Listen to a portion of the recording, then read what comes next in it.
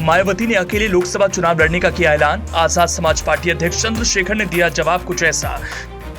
चंद्रशेखर की बात सुनेंगे तो यही कहेंगे, मायावती की ओर से लिए गए फैसले पर चंद्रशेखर दिल से कर रहे शुक्रिया।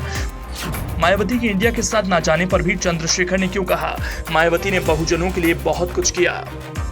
मायावती के इंडिया गठबंधन के साथ नहीं जाने से सबसे ज्यादा किसको फायदा हुआ?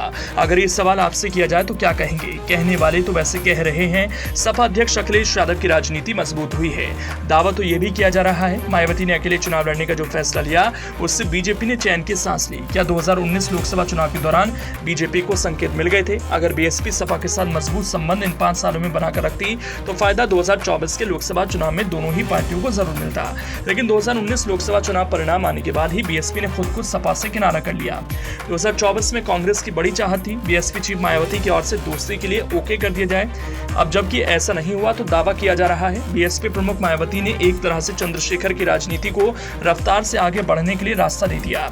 चंद्रशेखर ने मायावती के इस फैसले को लेकर जो बयान दिया उसे सुनेंगे तो यही कहेंगे, आजाद समाज पार्टी अध्यक्ष चंद्रशेखर दिल ही दिल बहुत खुश हैं। पहले उनका बयान सुनिए। देखिए, आदरणीय बहन जी बहुत बड़ी नेता हैं, उनका बहुत बड़ा सहयोग समाज को मिला है। लेकिन ये फैसला उनका व्यक्तिगत फैसला है, इस फैसले के प्रभाव और अभाव का समाज को कुछ दिनों में एहसास हो जाएगा। चंद्रशेखर ऐसा मानकर चल रहे हैं, मायावती की वजह से ही वो आज जो भी हैं, जो कुछ भी हैं, वो सिर्फ मायावती की वजह से है।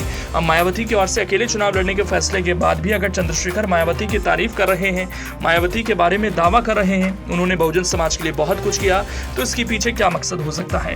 कहीं ना कहीं मायावती ने एक बार फिर से चंद्रशेखर की राजनीति को रास्ता दिया है। हालांकि चंद्रशेखर इंडिया के साथ ना जाने के लिए इनडायरेक्टली मायावती पर वार कर रहे हैं।